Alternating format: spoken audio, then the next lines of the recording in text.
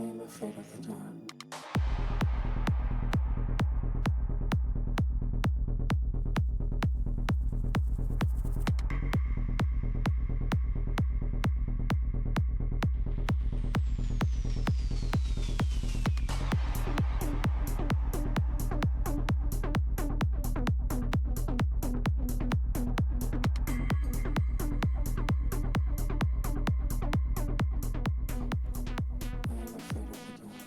Before exploring that idea further, it's important to understand one thing. We are holobionts. And I looked that up. It had a link here. It says all natural animals and plants are holobionts, consisting of a host and microbiome, which is composed of abundant and diverse microorganisms. Health and disease of holobionts depend on much of the interaction between host and the microbiome, and within the microbiome as on interactions between organs and the body parts of the host. Fascinating. And there's some more here if you want to pause it and read it, or I can link it, this explanation for what they're talking about. But I thought it was weird the word holo, or the prefix holo being on this, and it made me think of hologram. It's kind of interesting. I had never heard of this term before, but the prefix is the same, so I kind of want to look into that sometime. That would be really interesting. So we are holobionts because we consist of our own host cells and the ones we live with in symbiosis or mutual cooperation. In particular, we live in symbiosis with bacterial, viral, and fungal populations of cells. In other words, our cells and microbiomes mutually benefit one another. And I just want to say this before I forget. Sorry for all the interjections, but when it talks about in symbiosis of bacterial, viral, and fungal populations and cells, and just hypothetically, let's throw in like foliage and even the planet itself, we're kind of talking about something similar to Avatar, James Cameron type of thing, where if you remember in that movie, they connected together with like the whole planet or whatever. I know that was like a cheesy Hollywood example, but we are kind of talking about the exact same principle, and that might be a good visual for people to have. And I'll say as well, before we move on, that we keep on coming up with all of these connections between stomach and intestinal microbiome, bacterial colonies, and linking to like the status of your gut, basically, with the status of your brain. And that Parkinson's and like depression and like a bunch of other things that you might not anticipate being connected to bacteria in your intestines and stomach being linked to like brain diseases. So when they're talking about a symbiosis of bacterial, viral, and fungal population, it does make sense that if something gets out of whack, that it could affect stuff in other parts of the body, and that it could be pretty severe. So it's just stuff to think about, and hopefully we will, now that we're like looking at that stuff, maybe we can prevent it or detect it early or treat it, and I also am thinking that this will eventually lead to us being able to deliver medicine and drugs and chemicals to specific parts of the body more effectively than we can right now. Like, if we were to understand how cells work, we could deliver, medicine to the right part of the body more effectively.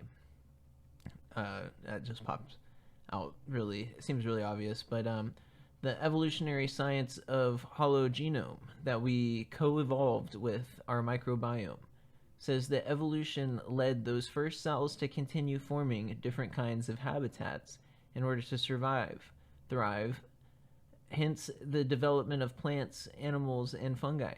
We're a constellation of habitats, says Miller, who spent decades of studying the human microbiome and has written several books on the hologenome. He compares human bodies to a successful engineering project, that's weird, for even more complex groupings of diverse cells living together and adapting to changing environments over millions of years. A form of cellular consciousness has been with us since life first emerged 3.5 billion years ago. They were able to multiply into abundant species of bacteria, amoeba, and then complex organisms because of their particular awareness. Today, your brain, microbiome, and the cells of your gut work together as a community of cells to create your sense of consciousness. We are rich, wonderful, delightful environments for cells, so we bear a resemblance to the first biofilm. We are on one end result along with every other creature that can be seen. We are a particular solution to a set of biological problems. The author of Sentient Cell aren't alone in hypothesizing that our microbes, the bacteria and viruses in us, have a great deal to do with our consciousness. Various studies show that our own cells communicate with our microbiome, and that our brain, gut, and microbiome are deeply entangled, forming a complex system. Besides being responsible for our health, these complex interactions contribute to our higher level consciousness. However, not all scientists who study the biology of life are convinced that cells are conscious. Cells are responding to both chemical and physical signals, including pressure from surrounding cells. The cells of a developing embryo know, for example, when their numbers has grown to 400. At this exact point, the group begins to separate into three axes that determine the body's final orientation: front, back, left, right, up, and down. They know how to differentiate themselves into the tissues that will become your organs and other parts. Cells are the architects of the organism. Cell biologist Alfonso Martinez Arias tells Popular Mechanics. His work shows that a person's genome is a toolbox for the cell to use as it may. Yet we cannot presume that a cell's behavior is due to consciousness, says Martinez Arias, who spent 40 years at the University of Cambridge researching how a fertilized egg can become an individualized with billions of specialized cells. While cells exhibit behaviors that you could call a sort of intelligence, responding to other cells in their environment, the crux of the problem is that it's hard to define consciousness, he says. With cells, there is some kind of computation going on, with an output that can be predicted. I think increasingly there is evidence that cells have capacities that are not encoded in the genome. For instance, the ability to pick and choose from the toolbox of genes that give us our ultimate characteristics. Through experiments, researchers have been able to study cell responses to different chemical and physical stimuli, such as exposing them to a chemical compound that would cause the cells to produce a different compound. So we are able to communicate with them, but we do it badly. But I think we are learning their alphabet. We're learning their language, Martinez says. He hopes that continuing such investigations will lead us someday to knowing what makes cells tick. Conventional resistance to labeling cells as conscious comes from defining consciousness from a human point of view. We compare our consciousness to the capacity of other animals, such as the mosquito or the lion, and the more you look, the more you realize that our form of consciousness, with its own intelligence, is different from other animals. So our view is skewed. A cell's consciousness is more elemental, a simpler form of cognition. Here's a practical reason to treat cells as conscious, Miller says. Once we realize that cells are creative and intelligent problem-solving materials, we can treat them as partners in designing better biomedical therapies and solutions. By studying their motivations and decision-making, we'll find more ways to manipulate cells, such as interrupting their processes. For example, cancer cells communicate with each other and with non-cancer cells in the body. We are finding promising cures for some cancers that break down the communication cancer cells use in their efforts to propagate and form tumors. This type of directed immunotherapy leaves patients' own healthy cells undamaged, unlike chemotherapy or radiation, which damages healthy cells. We're already taking advantage of cell behavior to engineer microbes that eat plastic. Such creative solutions in the future won't be possible if we treat cells as robots without preference. We'll even understand how to explore space better. For example, the radiation levels on a journey to Mars are too high to survive. One of the solutions could be to figure out how to strengthen our cells against dangerous radiation. Miller believes a study of how cells themselves could engineer an adaptation to radiation would help. It's fascinating. And that was the same guy from the previous article, I'm pretty sure, at least for part of it. So, yeah, we're going to move on to the rescue here. And this is for the Denver Gazette. And it says, 2 people were in the right place at the right time to save 3 lives on the Colorado River earlier this month, according to Utah's Grand County Sheriff Search and Rescue Team. The agency reports that a 40-year-old man was in an inflatable kayak with his 2 sons, aged 8 and 10, when the kayak flipped in whitewater upstream from a popular beach area near Highway 128. The accident was spotted from the beach, and former associate of the search and rescue team, Gar Lassam, happened to see the situation unfold. He immediately hopped on his paddleboard and rushed to provide emergency aid. Both boys were wearing personal flotation devices, but these devices were failing to do their job. The 10-year-old had a belt back floating device that had flipped him over to put his head in the water, while the 8-year-old had a life jacket on that was too large, failing to keep his head above the water. So I guess the belt pack flotation was one that you, like some sort of device that you wear around your waist. And yeah, that seems like you could get flipped over basically just like they're saying, and then not be able to flip back over. That seems pretty dangerous. And I guess having a super big life vest on, you might as well just be holding on to it like a floaty, like a pool noodle or something, rather than trying to wear it around you. So they're both have weird flotation devices, not optimal. Lasman was able to get both children on his paddleboard, but was unfortunately able to go after the father. Thankfully, there was another stroke of luck, as lifelong Moab resident Daniel Wright just so happened to be headed upstream on the river on a jet ski. Lasman got his attention and directed him to the father, who was being swept down the river. While Wright had already passed the man moments before, the man was nearly completely submerged and virtually unnoticeable due to the high water debris. Ooh, yikes. Debris in the water. That's not good. Wright turned his jet ski around and found the man as he went under again, reaching out with his hand in desperation. A photo from the scene captured this moment. We gotta see that. Oh, wow. It is like literally that moment right there. So anybody that's not watching, there's like a jet ski, and you can see from the track that he was like doing circles trying to get to this guy. And I guess this guy's like tangled up and stuff, or caught in an eddy, like underwater, like an undertow, like he's being pulled underwater. It's hard to tell by the picture, but it shows that there's a lot of water flowing, and the water is all muddy, so I would say that it's probably a higher flow. And it even says on the thing right here that the Grand County Sheriff commented saying it was higher flow. So yeah, when it's all muddy like that, it's like picking up debris and bringing it downstream. So he said that there was debris in the water.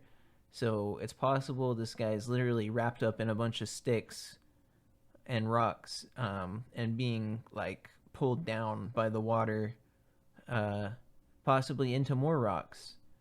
And I haven't been in the river like this, but I've been in a similar situation in a river flood when I had a lot of debris coming by me, and luckily I didn't get in this position.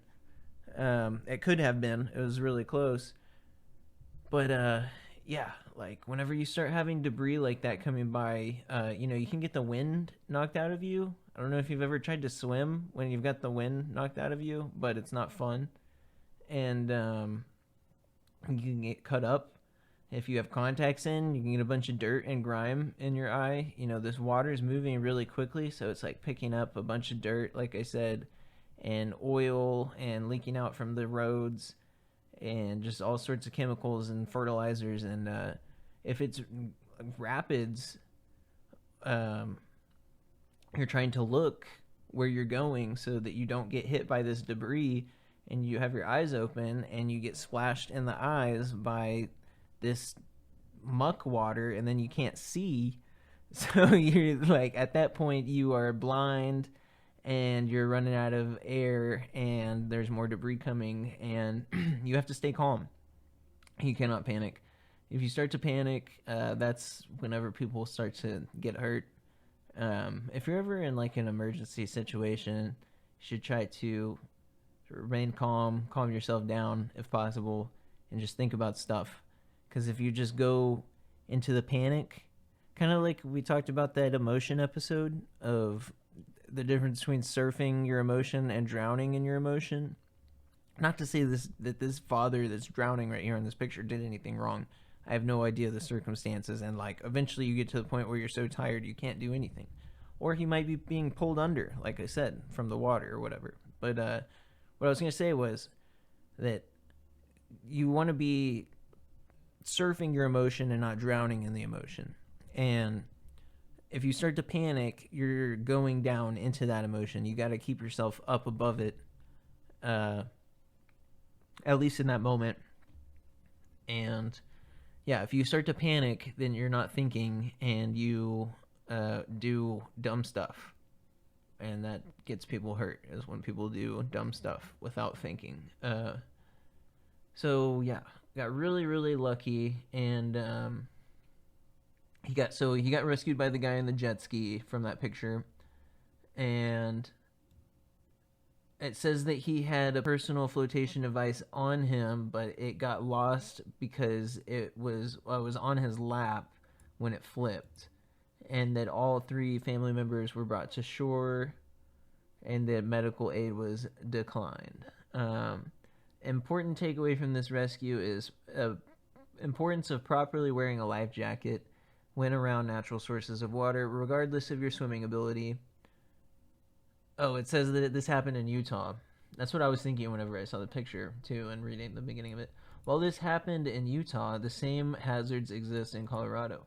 River currents can be strong and unpredictable, making it crucial to follow safety-related best practices. On moving water, a helmet is a good idea, too. Yeah, because he didn't have a helmet on. But, like it says, if the moving water is really unpredictable, okay, so, and they said there's a bunch of debris in the water as well. So when the water is moving fast with debris in there, it's creating all of these currents going around stuff. That's also constantly changing because the stuff is like rolling down the river with the force. So it's very unpredictable, like it's saying, and you can get caught up. Let's say like a rolling boulder goes by with a stick attached to it, and it catches your shirt and drags you with you. It can be extremely dangerous. So I'm just glad that there was other people there. And yeah, that was a lot of news. So yeah, we'll try to knock out some specials and stuff. I don't want to like say too much to get people's hopes up, or because I don't know which one's coming out when. But yeah, I just have a lot of stuff that I'm working on, and I'll try to do another news update soon, because so much stuff happens. I don't want to get backed up again as far as I have.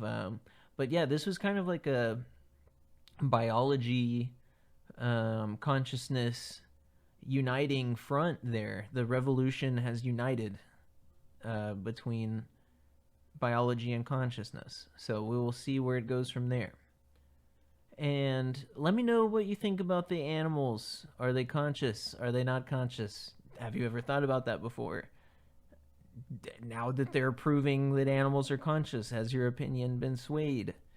Thoughts? Just give me your thoughts on that. Was there ever a point in your life that you thought that an animal was not conscious?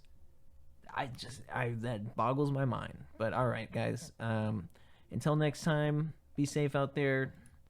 Take it easy. Have fun in the summer, but we're approaching hurricane season, and it looks like it's going to be an interesting one. So buy some water and get ready and have your lighting prepared.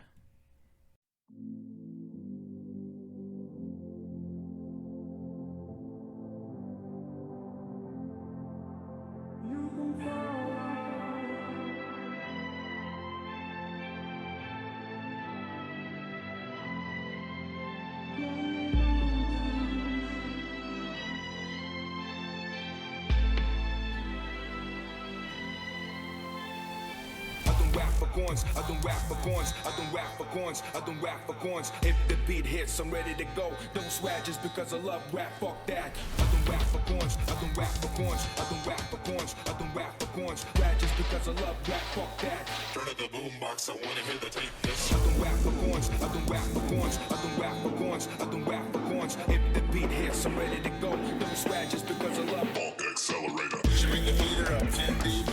Rap just because I love rap, fuck that. If the beat hits, I'm ready to go. Don't swag. Signal coming in clear like You Bluetooth. can follow, you can ditch it, don't you miss out, you can reach it.